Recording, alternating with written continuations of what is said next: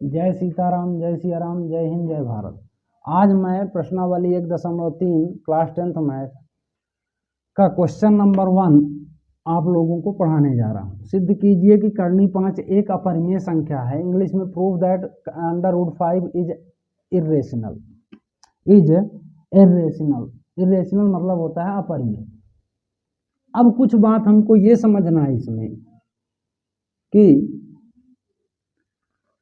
अपरिमेय, देखो मैं इसको बिल्कुल आपको एकदम अच्छे से तरीका समझाता हूँ। आप उल्टा सोचोगे इसमें, ये अपरिमेय है तो हमको परिमेय मानना है ना, क्योंकि हमारी खोपड़ी उल्टी चलती है, हम जल्दी सोच सकते हैं। उल्टा सीधा सोचने में समय लगता है। ठीक, तो अपरिमेय को हम क्या मानेंगे? परिमेय। तो इसमें मानते हैं कि माना कि करनी 5 एक अपरिमेय संख्या परिमेय संख्या, उल्टा मानना है, परिमेय संख्या है। समझ में आ रही बात? माना कि करनी 5 एक परिमेय संख्या है। तो late us assume √5 is a rational number. Late us assume मतलब मानना, मान लीजिए। एज्यूम मतलब होता है मानना। Late us assume √5 is a rational number. अब अगर ये परिमेय संख्या है तो इसको P/Q के रूप में लिखा जा सकता है ना। तो इसे A/B के रूप में लिखा जा सकता है।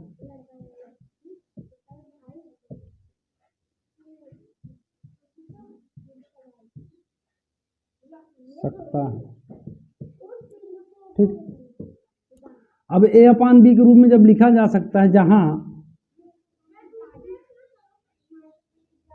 A और B सहअभाज्य पूर्णांक हैं,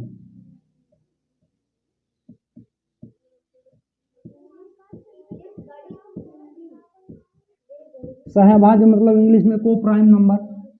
सहअभाज्य मतलब दोनों के बीच में मात्र या CF एक हो, उसको सहअभाज्य बोलते हैं। और V ≠ 0, V 0 नहीं होना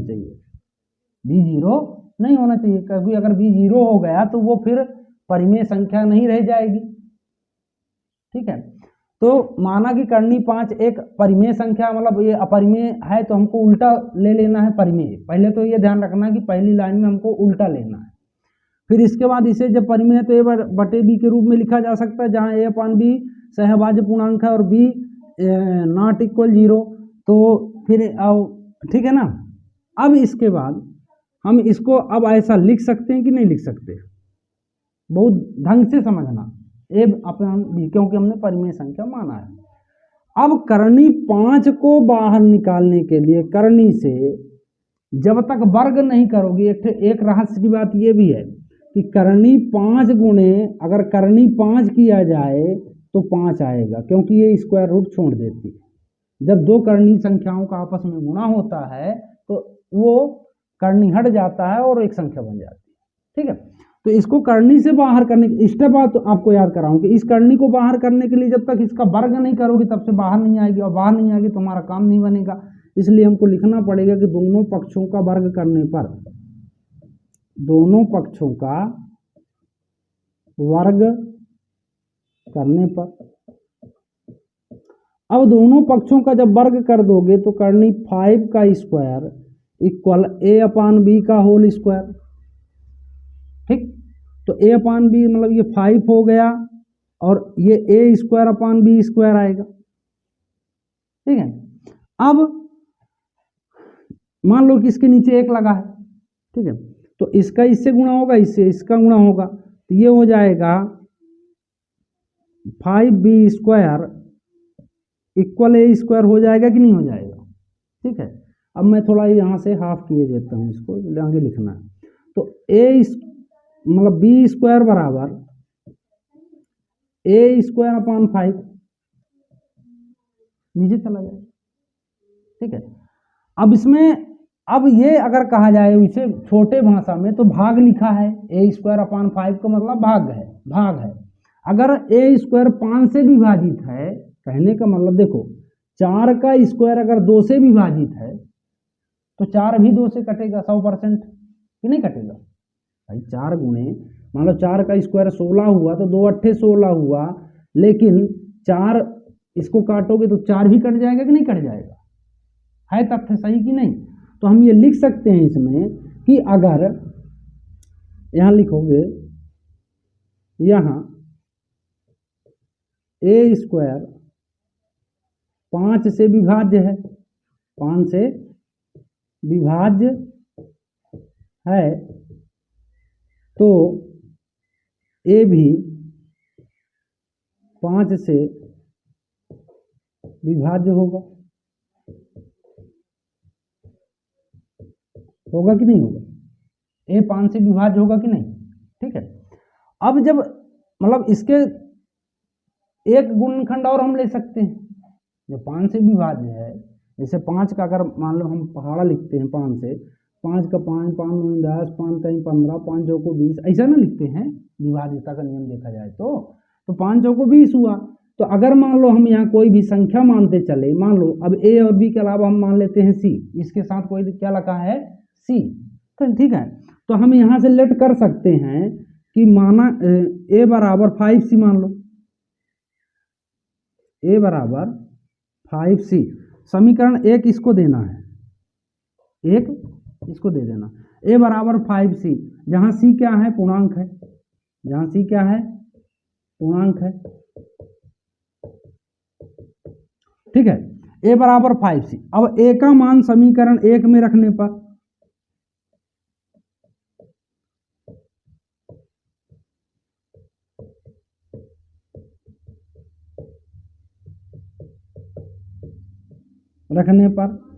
तो 5b² बराबर a का मान क्या हमने माना 5c का स्क्वायर, हो जाएगा कि नहीं हो जाएगा भाई।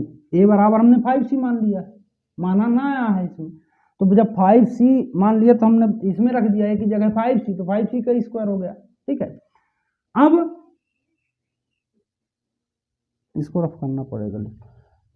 ठीक है, तो इसमें एक चीज और समझो, इंग्लिश वाले क्या लगेंगे, let us assume √5 is a rational number, है ना, then √5 write form of a/b, where a and b coprime number and b not equal 0, जहां where a and b coprime integer and b not equal 0, ये लिख लेना। अब इसका booth squaring side यहां तक चले आना, फिर here a² is divisible by 5, so a also divisible by 5, ये भी कट जाएगा। तो let a = 5c where c equal integer है, तो putting the value of a in equation first. बस अब इसके आगे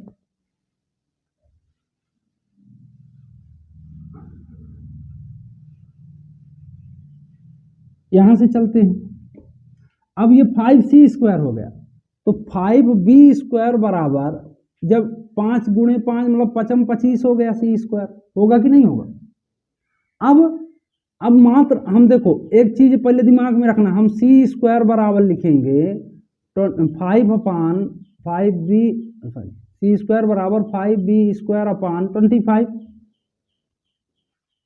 ठीक, 5 एक कम 5, तो c² बराबर b²/5, b²/5। अब समझो बात को, मतलब एक दिमाग में ये भी ध्यान रखना है इस सवाल में कि एक बार a² के नीचे 5 आया, ये ट्रिक बता रहा हूँ, मतलब दिमाग में कि अब हम सही दिशा में जा रहे हैं, क्योंकि लंबा सवाल है तो इसको कुछ ना कुछ हमको दिमाग में रखना पड़ेगा। और एक बार b के नीचे 5 आ रहा, समझ रहे हो बात को ना, कि एक बार हमको ऐसा लाना है, स्थितियां ऐसी बनानी है, अपने दिमाग में इमेजिन कर लेना इस बात को कि हमको ऐसी स्थिति बनाना है कि एक बार ए स्क्वायर के नीचे 5 आए, एक बार एक बी स्क्वायर के नीचे 5 आए। बस इस सवाल की पकड़ दो है, ठीक है। फिर इसके बाद अब वही चीज लिख देना है कि यहाँ ए स्क्वायर 5 से विभाजित है, तो यहाँ क्या लिखोगे, यहाँ बी स्क्वायर 5 से विभाजित है, तो बी भी 5 से विभाजित होगा। यहाँ बी स्क्वायर 5 से विभाजित है,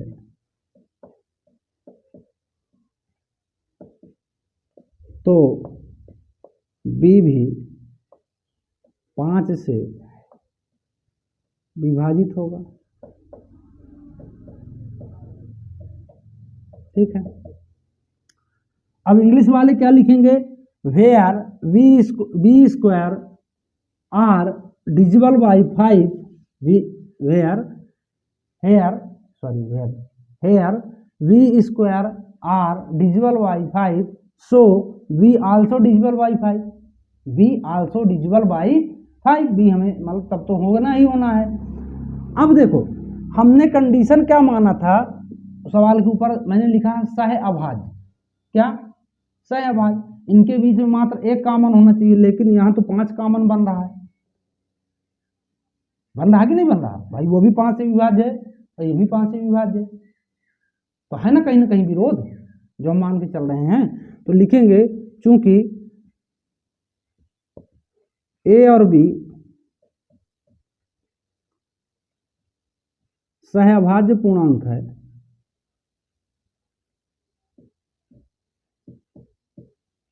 सहअभाज्य पूर्णांक है, तो इसका उभयनिष्ठ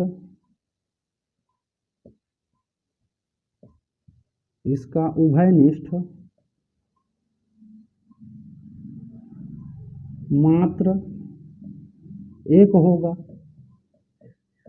लेकिन यहाँ 5 भी उभयनिष्ठ है,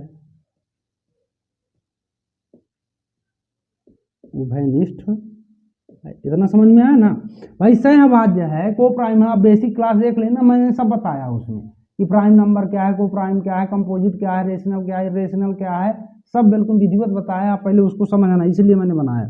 तो इसमें चूंकि ए और बी सहअभाज्य पूर्णांक है, तो इसका उभयनिष्ठ मात्र एक होना चाहिए, तभी सहअभाज्य होगा। अगर लेकिन यहाँ क्या स्थिति है, 5 भी उभयनिष्ठ है, तो मतलब इस तथ्य का हमको विरोध मिल रहा है, जो हमने मान के चला कि सहअभाज्य है वो, है ना। तो इस तथ्य का विरोध हम एक लाइन में जोड़ देते हैं, इस तथ्य का विरोधाभास त्रुटिपूर्ण कल्पना के कारण प्राप्त होता है। किसके, हमने गलत इमेजिन किया है, कर्णी 5 यहाँ परिमेय, हमने परिमेय मान के शुरू किया सवाल को, ठीक है। तो इस तथ्य का विरोधाभास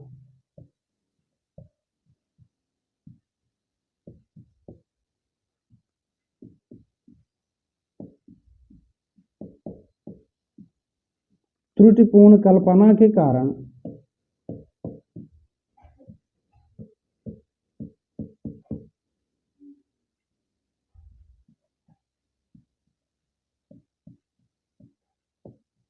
प्राप्त हुआ,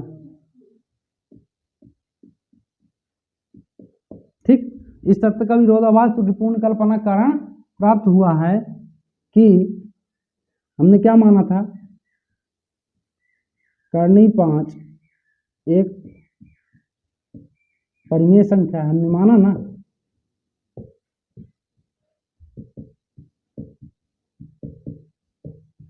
है, यहाँ पे लिख सकते हो, अतः सिद्ध होता है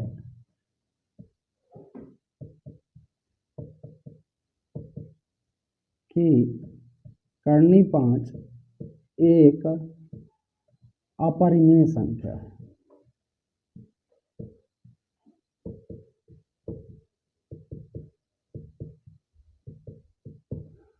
देखो इस सवाल में आपको 2 ही चीज मानना है बस, पहले तो उल्टा सोचना है, कर्णी 5 अपरिमेय नहीं, हम मानते हैं परिमेय, अगर परिमेय है तो उसे सहअभाज्य a/b के रूप में लिखा जा सकता है, और ए अपान बी यहाँ क्या है, सहअभाज्य पूर्णांक है, जहाँ बी नॉट इक्वल 0। फिर ये जान लेना कि करनी 5 अगर आ गया बराबर ए अपान बी, तो करनी कोई भी संख्या करनी में हो तो आगे कैसे जाना है, मैथ का नियम ये है कि आगे कैसे जाना, जब तक उसका वर्ग नहीं करोगे वो करनी से बाहर नहीं होगी। दोनों पक्षों का वर्ग कर लेंगे, वर्ग करने के बाद फिर वो बन जाएगा, फिर क्रॉस इंटू कर लेना एक लगा के। अब फिर ये दिमाग मेरी बात को ट्रिक में रखना कि एक बार ए स्क्वायर के नीचे 5 आना चाहिए और एक बार बी स्क्वायर के नीचे 5 आना चाहिए, दो स्थिति आपको बनाना है दिमाग से बस, तो आप इतना बिल्कुल आराम से। और फिर ये लास्ट में चलना है कि ए और बी सहअभाज्य पूर्णांक है, तो इसका उभयनिष्ठ मात्र 1 होगा, लेकिन यहाँ 5 भी उभयनिष्ठ है क्योंकि वो भी 5 से कट रहा है, ये भी 5 से कट रहा है, तो ये हमारे गलत मतलब आ रहा है हमारा रिजल्ट। तो ऐसा क्यों आ रहा है, तो इस तथ्य का विरोधाभास त्रुटिपूर्ण कल्पना कारण हमने गलत कल्पना की है कि करनी 5 वहां हम अपरिमेय को हमने क्या माना है, परिमेय माना है। ठीक है, तो ये हुआ। अब इसमें इंग्लिश वाले क्या लिखेंगे, देखिए इसमें करनी 5 की जगह करनी 3 भी आ सकता है, परीक्षा में करनी 2, नियम एक ही है ना। तो यहां से देखिए, चूंकि hence therefore a and b have at least मतलब 5 as a common factor, English में कम लिखना पड़ता है, ये भी बात है। यहां से देखिए ये लाइन देखिए, therefore a and b have at least, यहाँ 3 की जगह 5 लिख देना है, अगर 2 आए तो 2 लिख देना एज अ कॉमन फैक्टर। ठीक है, तो ये इसके बीच में यहाँ से फिर ये but this contradicts the fact that a and b are coprime, है ना, सहभाज्य, लेकिन इसका हमको विरोध प्राप्त हो रहा है, कंट्राडिक्ट मतलब विरोध।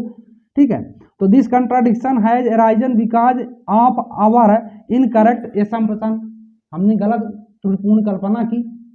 ठीक है, तो आई होप, मैं आशा करता हूं कि आप लोगों को इसमें से मैं देखो, आप लोग हिंदी वालों को इंग्लिश सीखने का मौका मिलेगा, इंग्लिश वालों को हिंदी बनेगा, जैसे उभयनिष्ठ इंग्लिश में कॉमन बोलते हैं इसको, है ना। तो विरोधाभास कंट्राडिक्ट, है ना, ठीक है, कंट्राडिक्शन विरोधाभास, तो ये सब चीजें आप लोग बड़े आसानी से, और मैं ये चैनल को आप लोग सब्सक्राइब